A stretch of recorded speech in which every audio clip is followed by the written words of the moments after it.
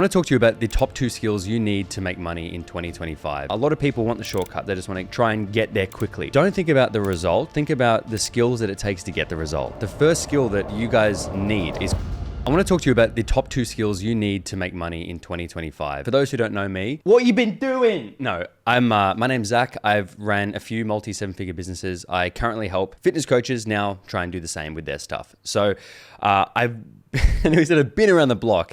It sounds like I'm a man whore, which I'm not. But I've learned a thing or two about a thing or two when it comes to making money, social media, stuff like that. Like I've been doing content for 10 years. And the first skill, I'm gonna get straight into it. I'm gonna give it to you right now. The first skill that you guys need is content. Getting good at content. Because when you start this, like in the beginning, you're so shit at content, it's not even funny. It actually is funny. When I started, I was so bad at making content. Like I actually shouldn't even call it content. Let's call it garbage. I was just really good at making garbage. And I was terrified. I wasn't confident on camera. I didn't really know what the hell I was talking about. I didn't know what editing was. I didn't know any of these little things. I didn't know how to make an idea. And nowadays with like social media being so apparent is that it's like you're expected to be good at this stuff. So like it's like you're expected to be good at content. And so because of that, it's like no one's willing to put in the work or no one actually understands how long it might take or what you need to do to put in the work. So I want to give you a bit of a refresher on like what that looked like for me and then what doors that opened and what opportunities it can open for you. So for me, I started making videos 8-10 years ago on YouTube because I was forced to basically by one of my mates who was helping me out at the time with sponsorship in Strong Liftwear. And he's like, you have to get on YouTube. Everyone's doing YouTube. And I'm like, I don't know how to do it. I don't know what to say. I don't know what to do. So my first videos were just pure trash. And because of that, I'm like, all right, let's try Instagram too. So I was doing YouTube, I was trying Instagram, and I had no expectations. I had no expectations of my skills of where they needed to be. Because as far as I was concerned, I was as good as I was ever going to be. So I was like, let's just keep practicing. Now I kept practicing. Like I did a video every week. I'm like, let's just stick to that. Let's just see if we can get better at like I made it fun. I was like, let's gamify it. Let's try to get better. So I made a video every week on YouTube. I try to make some stuff on Instagram. And over time, I developed a few skills. I developed editing skills. I developed pacing, storytelling, filming even, like angles of filming. I tried to get these skills better because it was kind of fun for me and I wanted to improve at something. And what I didn't realize is like your first hour of listening to yourself edit, like you just want to die. Like you're like, is this what I sound like? What's the point of living? And I was like, I was there too, but after a while you become so numb to it that you actually, by editing your own content, you actually get better at filming. Don't know why. It's like you get this instant feedback loop where you're like, oh, that's what I look like. Oh, that's what I say. Oh, geez, why am I so miserable? And subconsciously, you'll start to actually make better ideas for videos because you kind of can imagine how it's going to turn out. So when I even worked with editors, I could make better videos because I'm like, all right, I kind of know how they're going to edit this. I know what shots they might need. I know what's not going to work. As opposed to if you think, oh, I'm just going to be a business owner who does no content and outsource everything, you're going to have unrealistic expectations of what a video can look like just by editing. Or conversely, you're not going to know your full potential of like what could be a great idea for a video to capture viewers' attention because you haven't done it yourself. So first, like we need to get good at content, I think. It's opened up so many doors for me because once I was good at content, I could control my marketing and I could actually essentially automate my marketing to the point where I could be in front of thousands or hundreds of thousands of viewers. And I also knew how to get their attention because I could talk to the camera. I knew how to engage people. I knew how to edit a video. So I was confident that like if I had something to sell, I could sell it. And that's the simplest thing is like building an audience on social media through getting good at content creation is going to give you the skills to sell your stuff. The first battle is actually getting the eyeballs. Now, a lot of people want the shortcut. They just want a viral video. They want to do trends. They just want to try and get there quickly. Like encourage the opposite kind of thinking of not like make it take long, but don't think about the result. Think about the skills that it takes to get the result. So if the result is 1 million followers, well, where does your content have to be at a skill level to get 1 million followers? And maybe it's nothing overproduced. Maybe the content isn't something that's like insanely edited and involves a lot of skill on the surface, but maybe it involves the skill of talking to the camera, of getting your personality out there. Like if you've got a really good, strong personality that people will just gel with, but you're terrified of camera, you need to work on that skill through content creation. I've met people, like some of my mates, and I'm like, you're just hilarious. I'm like, if you just put yourself on camera as you are, you'd crush it. But the problem is they're too scared to talk to the camera. So they can't put themselves as they are because they're like terrified. In my mind, to get the result of what we want of like a big audience, you have to do the practice. And it's not just like dumb, mindless practice. It's conscious practice. It's trying to edit your own videos. It's trying to improve one thing at a time and put yourself in the viewer's mind of going, is this a good video? What could be improved, right? So that's number one, is getting good at content. When we launched Slash Potato Pajamas, I was so used to basically trying to get people's attention all the time on social media and what do I do with it and how do I hype stuff? Like I was so used to doing that when we launched, we did a $64,000 day, I think it was. Yeah, it was a 64 grand day. And ever since in my coaching business, one of my top days is 50 grand as well, selling a service. service. When you know how to do this stuff, it makes the world of difference. And for some reason, no one really talks about it. So that's the first one, is content. And if you're thinking, okay, well, what does that mean for me now? Like, what are my action steps? I would literally just say, focus on getting good at the skills required to make content, which means you're going to probably have to practice a lot. Get good at filming, get good at talking to the camera, get good at getting your point across, get good at selling your stuff, like actually talking to people. And the second one is sales, because it's all well and good to get their attention, but then it's like, cool, you've got their attention. What are you going to do with it? Right? And for a lot of people, like the majority of people, we undersell ourselves. I think it could be an Australian thing, could be like a tall poppy thing where you don't want to be seen like, oh, look at me. You don't want to look desperate. But in my experience, when I was like getting,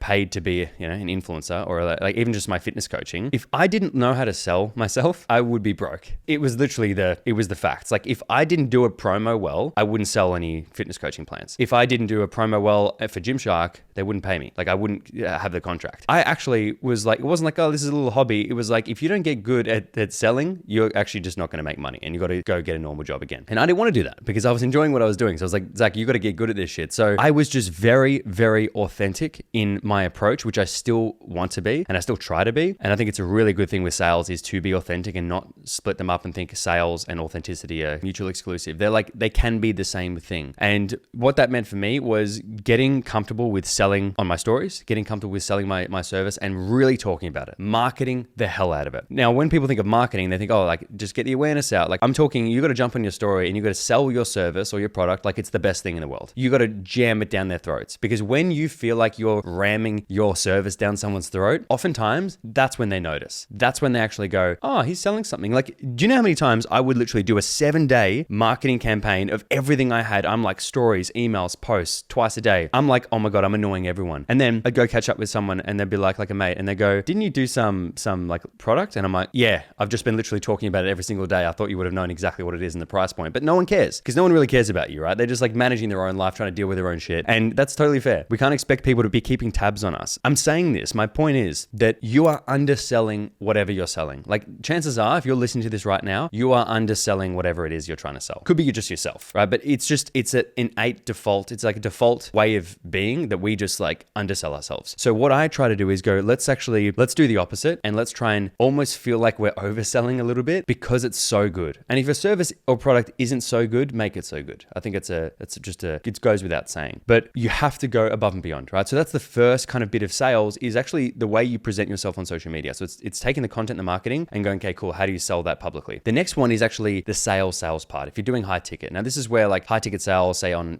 fitness coaching, when you're selling something for over $1,000, you have to get good at sales, because the easiest way to make money is to charge more. It sounds so simple, but I can't tell you how many coaches I deal with that go, oh yeah, I'm charging $50 a week. And I'm like, let's do that. Let's double it. And they're like, no, like I can't do that. I'll die. And I'm like, well, that kind of limiting belief of you not getting good at sales because you feel like you can't sell something for, over $1,000. That's why you're going to stay stuck. And once you can increase your prices, like some of my students, some of the guys that I help, the coaches, they are making 20, 30 grand a month, and then they're selling something for $5,000. Like one of the guys the other day sold a package for 11 grand. Fitness coaching, 11 grand. You're going to make money if you're selling something for 11 grand because you have to get good at sales. So if you can get good at marketing and get good at content and understanding how to captivate an audience and create an audience, you can essentially sell anything because they're going to connect with you, because they're going to like you. Then if you've got that, well, now you need to back it up, and you actually have to help take them through the process and understanding how to sell. It's difficult, so I'm trying to give you guys some kind of action items. I guess I'll tell you what I did that helped me a lot to learn about this stuff. Like I said, with content, it was simply doing. It was watching videos. It was trying to just upskill as much as humanly possible. Now, when it came to the selling, I would like binge watch Grant Cardone videos, or every like top sales guy. I would like watch all their stuff and I would apply it. And it's literally the application and the feedback makes a massive difference. If you're a fitness coach and you want to learn sales, join the Blueprint. I swear to you, this is me selling right now. We have some of the best sales training. Like we have some of the best sales trainers in the industry right now in the Blueprint helping fitness coaches. It just works and it's legit. So if you actually want the help and you want like hands-on, like kind of baby step to walk you through it, just join the Blueprint. It goes without saying. But otherwise, spend the time watching videos, spend the time practicing, and look at your call recordings. Go, okay, how could I have done that better? And get uncomfortable. To get good at sales, it's uncomfortable, and you just got to deal with that. Sum it up, 2 things. Content, get your personal brand out there, get your personality out there. Don't give a shit about anything else. Just get that out there and get good at the skills. That's all. It's going to take practice, but get good at the skills. And second, sell like your life depends on it, because it basically does. And if you stay shit at sales your whole life, you're going to have so much unrealized potential. It's kind of sad. So if that feels uncomfortable, if sales feels uncomfortable right now, just know that this is where you have to make the decision and go, all right, I have to do do this now because it's never going to get better. Right. So I hope that helps, guys. I hope that resonates at all.